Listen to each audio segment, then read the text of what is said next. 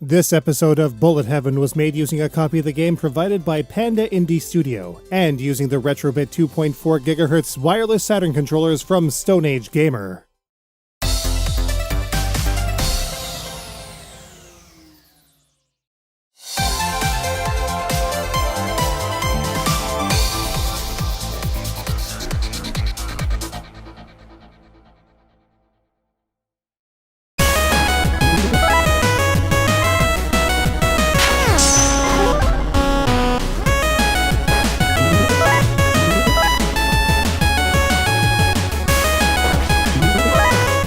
In episode 261 of Bullet Heaven, we took a look at Project Starship for the Nintendo Switch. As a procedural randomized shooter with an interesting progression twist, it also had a lot of shortcomings with regards to balance, visuals, and sound. But even as we reviewed the original Project Starship, its direct follow-up was already almost complete. Project Starship X, or PSX for short, is a vertical procedural roguelite shooting game created and published by Panda Indie Studio for Windows PCs. PSX features a lot of the same ideas and mechanics we saw last time, but it does things much better. Let's take a closer look.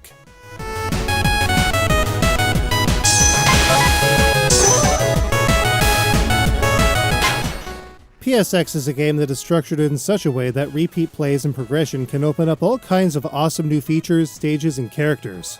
To start, players have access to two returning characters from the first game, Garrett, who has a stronger shot, higher HP, and slower movement, and Gwen, who has less HP and weaker fire, but faster speed. New characters can be unlocked as well, including John Johnson, or JoJo for short, and Sophie Jefferson. JoJo takes things to an extreme with a very slow movement and fire rate paired with very high shot power. But Sophie is perhaps most fun of all. Every time the player starts a run, she gets a stat roll. Her HP, speed, fire rate, and power are all randomized and can be excellent sometimes, but also terrible at others. But the ultimate unlock has to be the legendary Swag Thulu, who boasts only a single hit point but has a very powerful, wide, and fast shot pattern and good speed. When players are proficient at reading the game's hazards, Swag Thulu can make for a very consistent, effective character for advanced play. The basic controls in PSX are super simple. For this review, we played on the Retrobit 2.4 GHz Wireless Saturn controller in X mode. Aside from the kind of 8-way movement that is more or less expected of a vertical scrolling shmup, players shoot their main weapons with the B button and dash with the A button.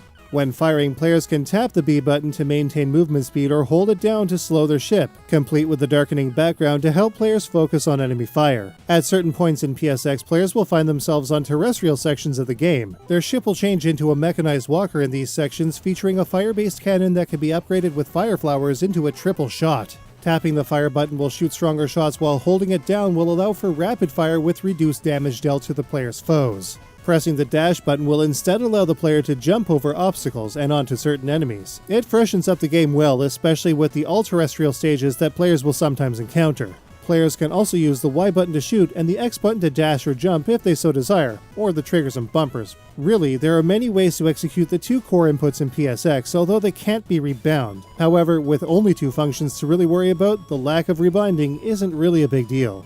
The thing about Project Starship X in general is that much of the game is drawn from a random pool of stages, enemies, and hazards. All of the stages that players encounter will happen at roughly the same time in the run, with all of the same kinds of enemy patterns, but their order is rarely the same. As more of the game is completed, more possible areas can occur at a given stage tier until the final stage, which is predetermined. PSX takes place over the course of 5 stages out of a possible 14, which increase in difficulty, sometimes sharply, as players make their way through them. Things can even get overwhelming at times, but PSX also features tight responsive control that makes for some seriously white-knuckle action when things heat up, while allowing players to defend themselves in a few ways. First up, attacking. Players will be able to dish the pain fairly effectively, well, usually, on the outset of the game, but it will be harder to do later down the line. Thankfully, players can boost the power of their chosen ship in all kinds of ways. P icons will increase the shot power of the craft, while R icons increase the rate of fire. Other items also exist that can drastically boost or reduce the player's attack stats. This alone is all fine and dandy, but there are also some awesome special weapons and enhancements too, along with some less great options. All players need to do is dash into them. Weapons like the double-barreled shotgun, Gatling gun, and more can change how the player's curtain fire behaves, adding additional fire, fire direction, and rate of fire depending on the pickup. Several alternate fire types also exist, such as flamethrowers, lasers, and many others that can turn the tides for or against the player, depending on what they're most comfortable with. Collecting an M icon will allow the player to fire missiles along with their main shots. The more that are collected, the more will fire at once, with the potential to deal huge amounts of damage. We had 6 missiles firing at a time at one point, and the damage was just devastating. The best add-on has to be the tank though. The tank is an armored shell that decreases movement but boosts fire way up. An ejected tank shell can also collect weapons and items as it flies forward, and can even clip obstacles without being damaged. If the player gets hit while it's equipped though, it'll be destroyed. The player will also be ejected backwards when players exit the tank. It's hard to get through the whole game with the tank equipped, but it's still possible with just a ton of practice and pattern recognition. There's even a tank shell variant of the Walker with super duper powered shots. It doesn't end there though. Mecha turrets can also be collected to enhance the player's offensive capabilities. Blue for lasers, brown for missiles, and gray for cannons. Players can also overdrive themselves with a lightning bolt icon to really increase their firepower for a short while. Overdrive is important for scoring as well, which we'll take a look at in a bit. So how about the second line of defense? Well, dashing is key. Pressing the dash button will shoot the player forward with a quick burst of speed and grants a few iframes for players to reposition themselves to avoid additional hazards. While the dash can only be performed in a forward direction typically, players will often have just enough time to fall back through hazards behind them as well. It's a great advanced technique that takes a bit of practice, but can be made to work every time. Dash kills are also an important part of PSX as well. Certain enemies in the game can be locked onto and dashed into regardless of their relative position. All kinds of other items like 40 caliber bullets, bowling balls, and spoons, just to name a few, can also be dashed into, which can make quick work of enemies and even bosses when done. In addition to finishing off enemies, this function can also be used to traverse hazards with very little space between them. Players should be careful though, as some stages have trap lock-ons that will send dashing players careening into a nasty obstacle, reducing their health as a result. Next up is bombs. The player can pick up bombs throughout the game that are held in a small display on the player's side of the screen. Multiple bombs can be held, but can only be used in the order they are picked up. These are deployed by double tapping the dash button, so care should be taken. Later loops grant the player with the default bomb stock with the possibility of grabbing more later down the line. EMP bombs will clear bullets and change them to score bonuses, while nukes clear everything off the screen. Players can even grab small star bombs for a brief period of invincibility. Finally, there's the player's life stock. If a player is struck by an enemy, a shot, or a hazard, they will lose a life point and bullets will be cleared from the screen and converted to small bonus drops similar to the EMP bomber. Even when the counter reaches 0, the player will still be in the game. But the player's life stock can also drop below 0 to null status, after which they will be destroyed if hit again. Thankfully, null shrinks the player's ship size down for better hazard avoidance, and their fire will also be boosted to give the player an edge in an otherwise dire situation. If the player lasts long enough in null status though, help will arrive to recover their life back to 1 point.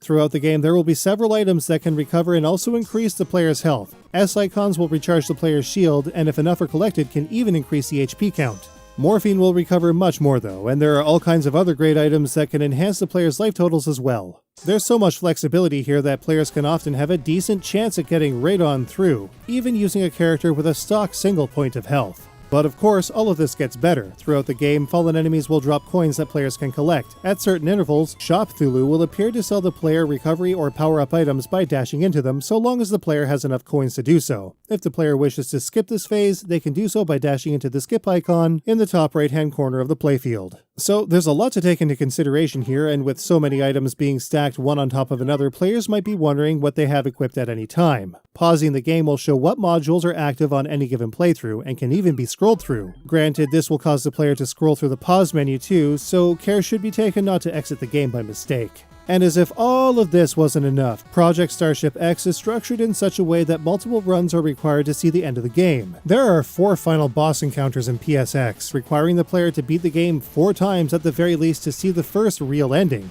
all the while unlocking new stages, weapons, characters, and modes. The end isn't even really the end, and even more stuff unlocks for players to tackle. The game will even throw random mad events at the player requiring split-second adaptation to make it through unscathed. This could be a rapidly shrinking area of safety, or reverse controls, or a ton of shots, or all of them.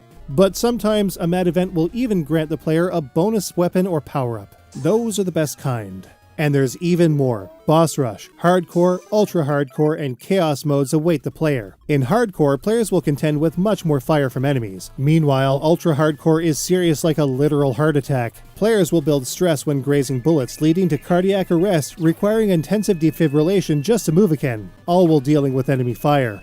Chaos is a truly randomly generated mode that throws caution to the wind and jumbles all stages, enemies, hazards, and bosses into any stage slot. Boss Rush is as advertised, and heck, if players want to, they can combine all three. Best of all, PSX now includes a 2-player mode, allowing daring space pilots to buddy up against the unforgiving random universe. Both players will share the score and the collected coins, but skilled players can keep newbies in the game by surviving through a countdown after their partner dies. However, this countdown will increase the more times players die, regardless of who it is.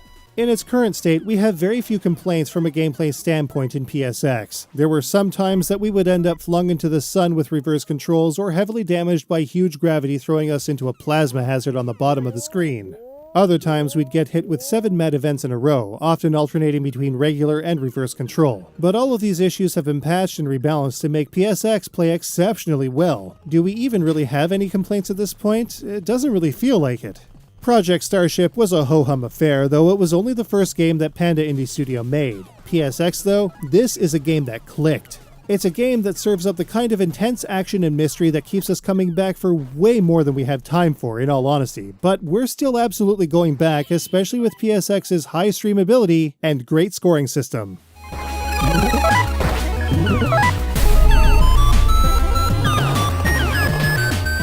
Unlike the first Project Starship, PSX is actually a competent game for score chasing. It's super simple, but effective if players keep a few points in mind.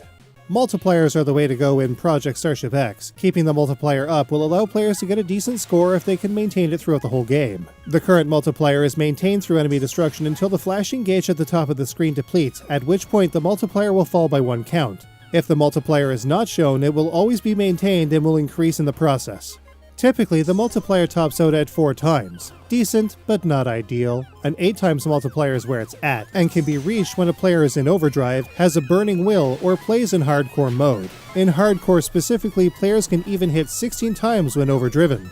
Other special bonuses like bullet clears during boss encounters and completing the game with a tank module can award an insane amount of points, the latter of which can also be multiplied. Of course, it's also very hard to do, but that makes for some great risk-reward. Overall, it shouldn't be too hard for players to crack the leaderboards with a decent score. Players can see the top 10 on the online leaderboard with their actual position marked below. An excellent feature that other games like Eero Hero mysteriously lack. Carrot Lipala.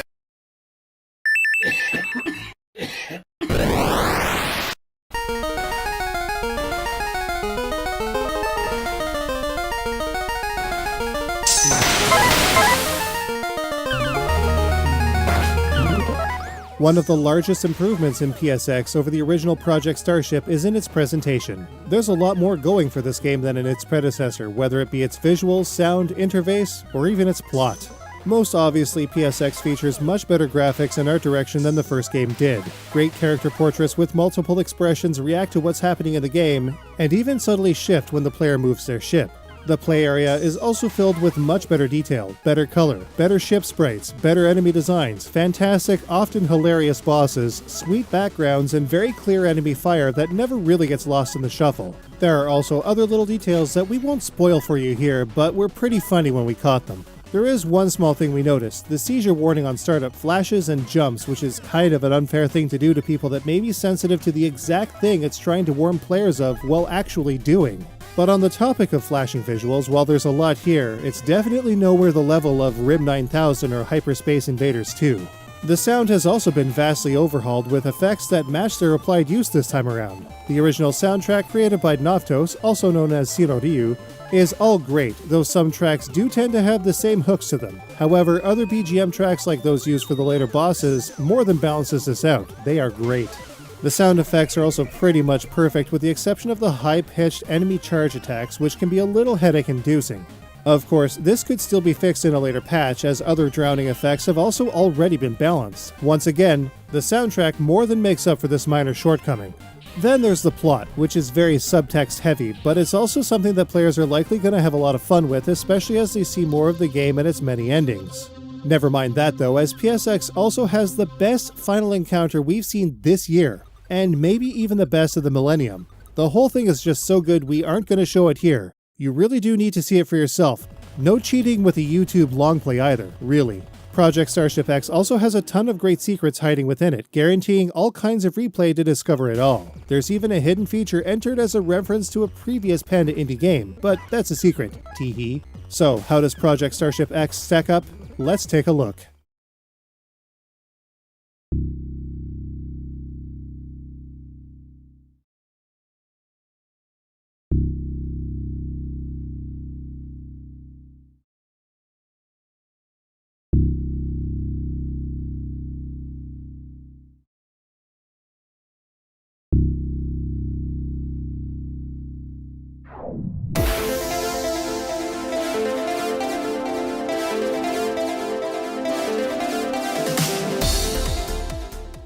With an overhauled control scheme, PSX offers players simple but excellent control that just works.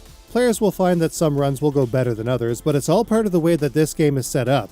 Of course, hardcore and ultra-hardcore is there for people that want a little more misery in their lives. In a good way, of course. We clocked in 35 hours for this review alone, and we anticipate many more than that while score chasing and exploring post-game content. We'd say that's a pretty great length. Sweet backgrounds, goofy, fun enemies, and awesome bosses combined with emotive, personality-filled characters and decent shot effects makes PSX a visual winner. We took issue with a single sound effect, but the amazing OST and appropriate sound effects for everything else makes PSX a great game to listen to as well. With its randomized stages, evolving additive structure that opens more game up the longer it's played and the further players get, not to mention clever secrets, endless weapon possibilities, fun characters, 2-player support, and several extra modes, PSX nails it in ingenuity. Project Starship X can be yours for only about $15 US. It's basically the best $15 you'll spend this year. We knew as far back as when we played the Switch version of the original Project Starship that PSX was going to be better, but in no way could we have imagined that it was going to be this good. It's hard to think of a shooting game we enjoyed more this year, with the obvious exception of Rolling Gunner Overpower, of course. And while we're only halfway through the year, we can say for sure that PSX is a strong contender for Shmup of the Year. What? So on that note, Project Starship X gets a 5 out of 5. You can get a copy of Project Starship X on Steam for about $15 US. Well, we heard you all in our latest community post, and while Dodonpachi could really use another once-over with our current deep dive format, we have a better idea since some mail finally showed up.